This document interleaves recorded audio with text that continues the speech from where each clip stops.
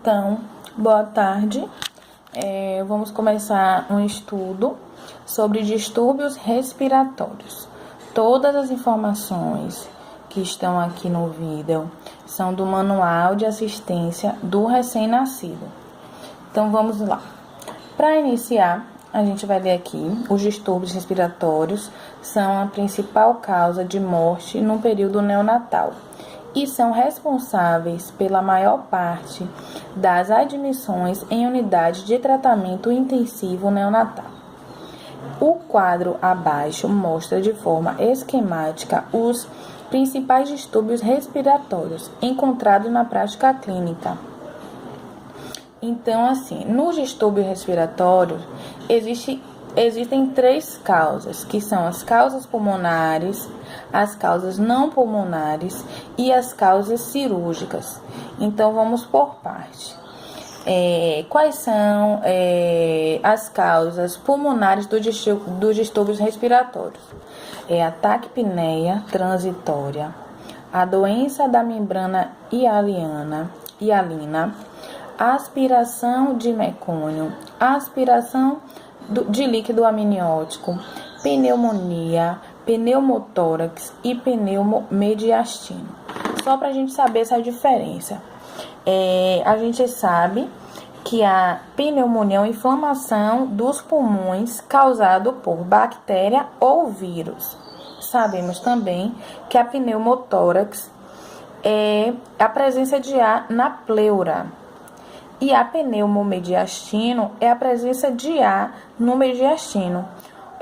O mediastino é aquele que é dividido, aquela região torácica, dividida em duas partes. Pronto, só para esclarecer. Essas são as causas pulmonares. Aí tem aqui, na segunda parte, as causas não pulmonares dos distúrbios respiratórios, que são asfixia perinatal, distúrbios metabólicos, apneia do prematuro, sepse. Vamos lembrar o que é sepse, para quem não lembra. É um conjunto de manifestações grave em todo o organismo produzido por infecção. Então, essa é a sepse. Aí vem a isquemia miocárdica transitória. Aí tem a hiperviscosidade, a policitemia. Policitemia a gente sabe que é a alteração do sangue, né? Por grande quantidade de hemácias circulantes.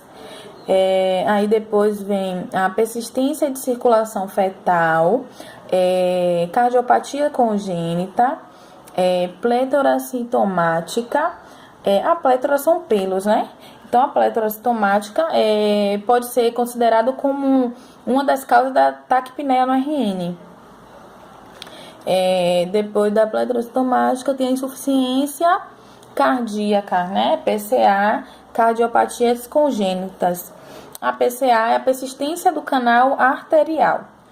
Então, a congênita, né, cardiopatia congênita, a gente sabe o que é congênito. Congênito que significa o quê? Espontâneo, que é uma manifestação espontânea, que existe desde o nascimento da pessoa. Então, vamos lá. Então, agora nós vemos o quê? As causas não pulmonares. Agora nós vamos ver as causas cirúrgicas. Quais são as causas cirúrgicas do distúrbio respiratório? Então, são as hérnias diafragmática, a artresia do esôfago, a artresia de coanas. O que é artresia? Vamos lá, o que é artresia? É o estreitamento. Então, nós vamos falar do estreitamento do esôfago, que é a artresia. Artresia das coanas. Então, artresia é estreitamento. E coanas é a abertura nasal posterior, tá bom? Então, além disso, nós vamos falar das manifestações pulmonares congênitas e grandes malformações abdominais. Onfalocele. Pronto, nós vemos então as três causas, né? As três causas pulmonares do distúrbios respiratórios.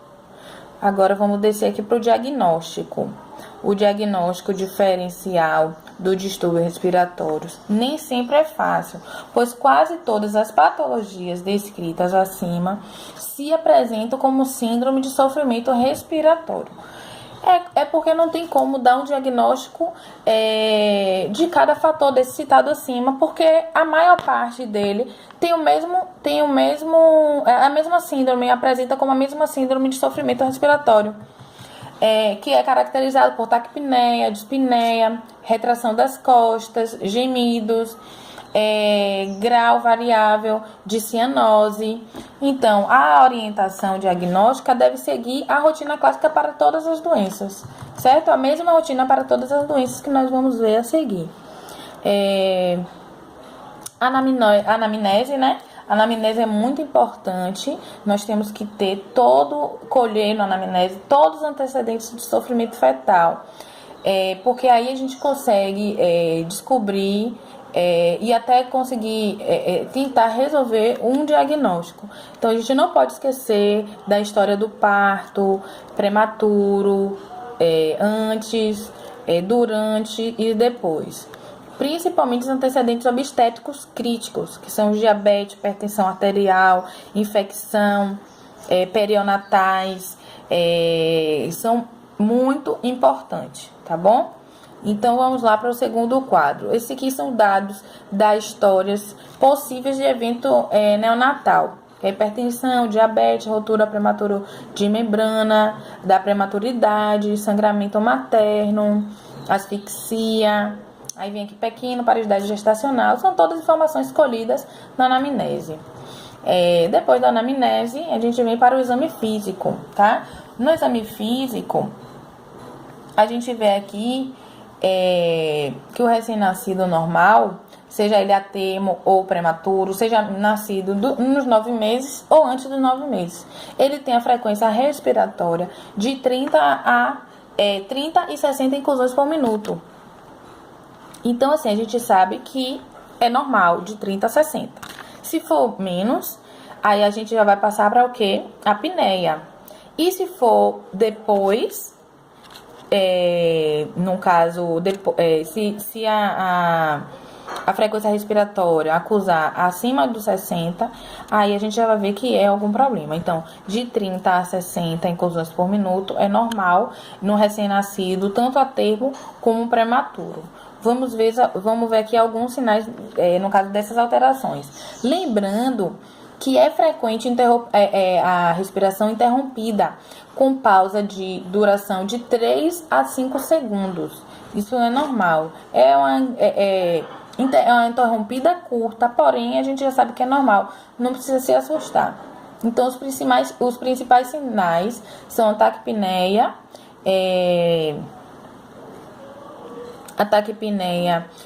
frequência respiratória acima de 60 e uma compensação diante de uma baixa da pressão parcial de oxigênio do sangue, né? De uma complacência pulmonar diminuída.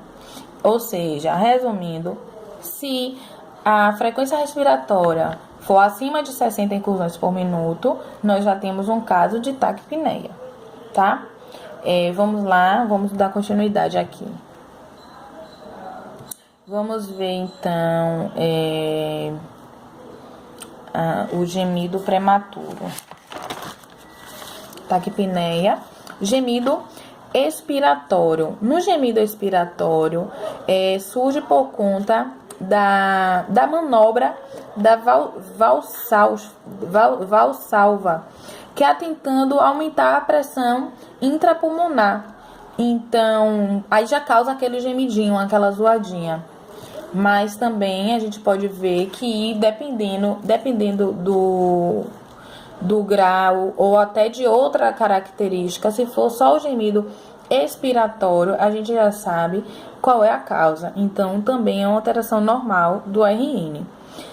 Vamos agora ver aqui a apneia, logo aqui embaixo. A apneia, ela pode ser central ou periférica. É mais comum em prematuro, pode se caracterizar por uma perda de 20 segundos na respiração. Pode estar também associada à bradicardia, cianose, hipotermia e acidose metabólica. É o resumo disso aqui que vocês estão vendo. Então, a cianose agora. Vamos ver aqui a cianose. A cianose surge uma saturação de 75% a 85% correspondente a uma pressão parcial de oxigênio no sangue entre 32 e 52 milímetros por mercúrio, de mercúrio. Então, a cianose pode ser central, no caso por hipoxemia. Hipoxemia a gente falou mais, falamos antes, nós sabemos o que é a hipoxemia.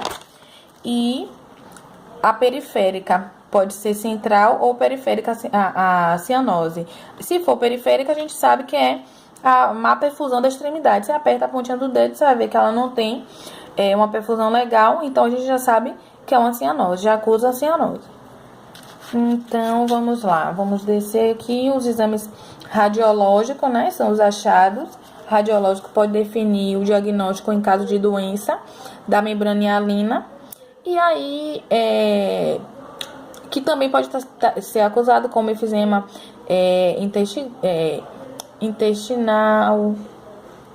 intersticial, efizema lombar. Os achados pulmonares também do coração, né? Que a gente pode estar vendo através de raio-x do tórax. Isso aqui são só orientações, na verdade, de situação clínica e radiografia típica. Isso aqui vocês podem estar vendo mais detalhado, mas a importância mesmo, exames laboratórios de rotina, né? Que o hemograma pode excluir anemia, policitemia, podendo auxiliar no diagnóstico de pneumonia ou sepse, que nós já vimos mais anteriormente. Então, vamos lá, vamos ver o tratamento. O tratamento é muito importante. Então, aquecimento adequado. Para que o aquecimento adequado? Para manter o RN em consumo mínimo de oxigênio. A hidratação venosa, para quê? Para fornecer água metabólica, para fornecer água, eletrólitos e glicose para manter o equilíbrio metabólico. E também manutenção das vias aéreas, para ficar livre de secreções. A sonda naso ou orogástrico. Uma observação. Duas grandes complicações do uso do oxigênio. Vamos ver aqui, porque tem a questão da oxigenoterapia. Vocês podem estar vendo aqui a questão da oxigenoterapia. Então, as duas maiores complicações da oxigenoterapia, do uso do oxigênio, é a retinopatia da prematuridade e displasia broncopulmonar. Então, essas são as duas grandes complicações. Aí tem aqui o desenho para a gente poder ver. Aqui tem o manômetro, o fluxômetro, que é o RN, o modificador aquecedor. Aqui são os critérios, né, de transferência de um recém-nascido com insuficiência respiratória. Aí tem aqui os cuidados com o uso do oxigênio. São todos esses cuidados. E aqui a gente pode ver aqui as grandes complicações que eu já havia dito, que é a retinopatia de prematuridade. Aí tá explicando. E a displasia broncopulmonar. Então, só dá uma lidinha aí que tem várias outras informações, porque se eu falar tudo, acaba estendendo a aula, o estudo no caso. Nosso próximo estudo vai ser de distúrbio metabólico. Então, não tem como continuar nesse vídeo, eu vou gravar outro para poder passar o distúrbio metabólico. Então, bom estudo para todos, espero que ajudem em alguma coisa.